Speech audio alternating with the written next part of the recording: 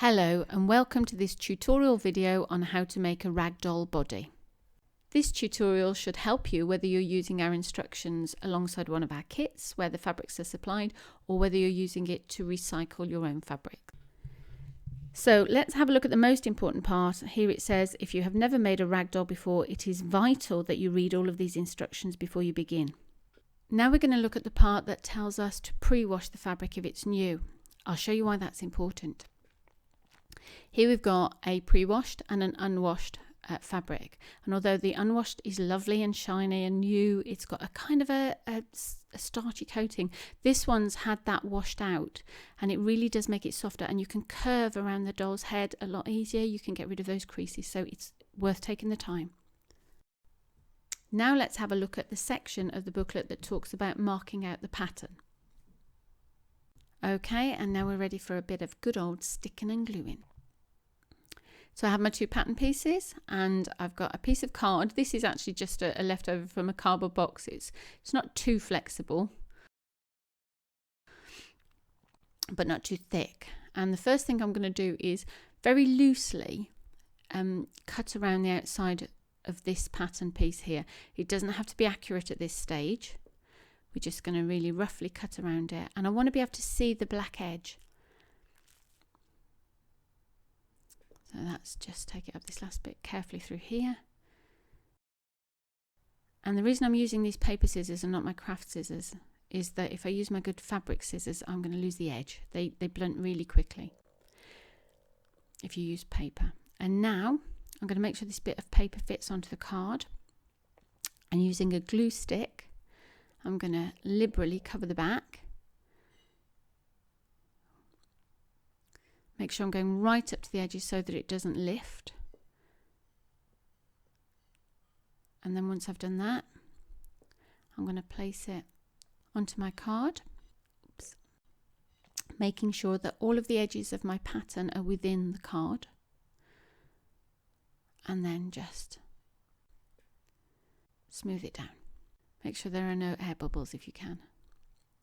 Glue sticks are great for this. It's far less messy than using glue. And then lay that off to one side to dry. Once all of your pattern pieces are dry on the card, we're going to cut them out. And the reason I like to have them roughly cut out is so that once they're dry and on the card, I can see that black edge. Because if you've already cut it out and glued it down, you've got a chance of losing the edge when you cut around it again. This way you can still see the black line very clearly. And as I say, don't be tempted to pick up your good sewing scissors for this, because they will blunt if you use them on paper. So just around her hips. Don't be tempted to take a bit off the hips there. It'd be nice if we could do it in real life. And here I can see that there's still a little edge, because I can still see that black line very clearly, so I can trim it. And I know I'm accurate. This affects your seam allowance, and again on this one.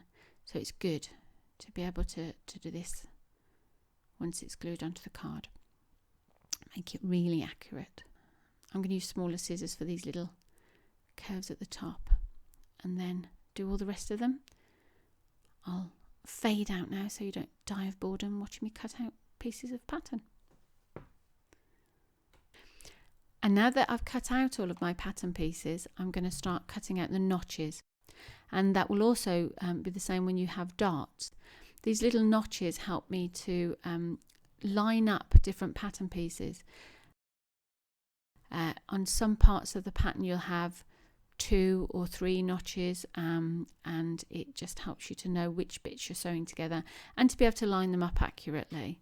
So it's a really useful thing to do. So we just cut little tiny V's, and those little V's are the areas that we mark onto our fabric with a pen.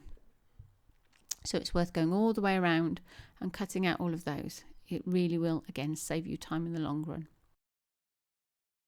The next topic we'll look at will be how to mark out these pattern pieces onto the fabric, and we'll look at a nice neat square piece of fabric and how to lay it out for best results, but also how to use recycled fabrics.